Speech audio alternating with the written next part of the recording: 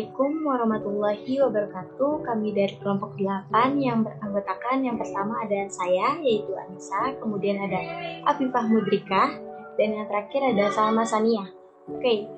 Kami ingin mempresentasikan hasil dari tugas identifikasi bisnis dan analisis kebutuhan dari studi kasus 1 yang mengenai rumah sakit dan nomor antrian. Di sebuah rumah sakit, setiap pagi selalu saja ditemukan calon pasien yang mengantri untuk mendaftar ke poliklinik. Calon pasien selalu datang pagi, bahkan sejak subuh agar mendapatkan nomor antrian yang kecil. Proses pengambilan nomor antrian masih dilakukan secara manual.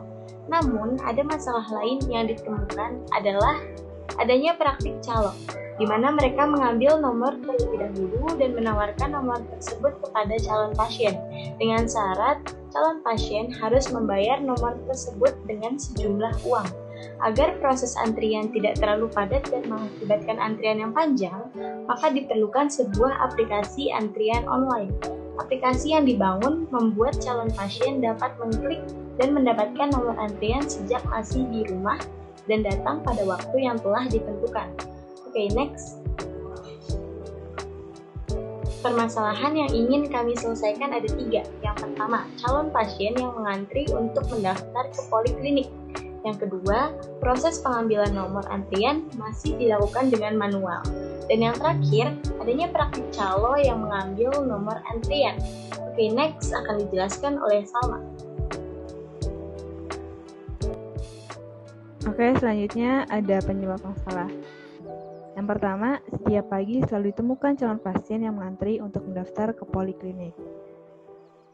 Masalah kedua yaitu proses pendaftaran calon pasien masih dilakukan secara manual, sehingga setiap pagi selalu ditemukan calon pasien yang mengantri untuk mendaftar ke poliklinik agar mendapat antrian lebih awal.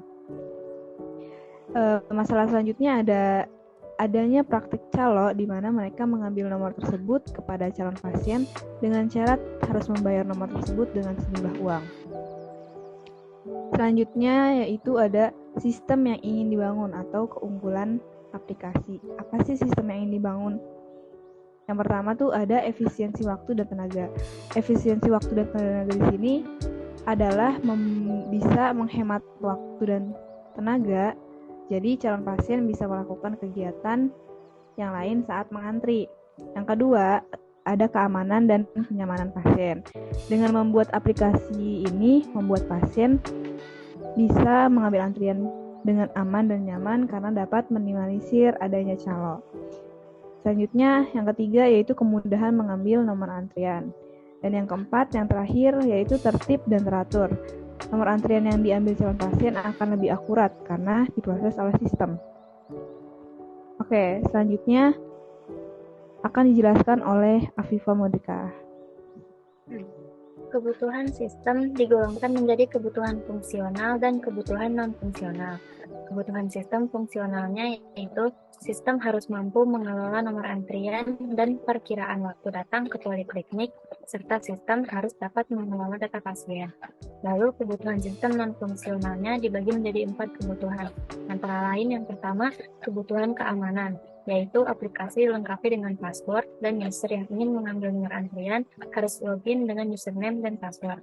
Kedua, kebutuhan informasi, yaitu tata cara mengambil nomor antrian, informasi user, informasi nomor antrian, dan informasi perkiraan waktu datang ke poliklinik. Yang ketiga, kebutuhan operasional, yaitu handphone user yang ingin mengambil nomor antrian harus login dengan username dan password. Dan yang keempat, kebutuhan kinerja, yaitu proses cepat dan efektif. Analisis pieces. Analisis ini isinya ada performance, information, ekonomi, control, efisiensi, dan service. Performance yaitu mampu mengelola data dengan cepat dan akurat. Data nomor antrian diatur sesuai jadwal dokter yang bertugas, jumlah antrian yang bisa diselesaikan sesuai jadwal, serta waktu tanggap atau respon aplikasi.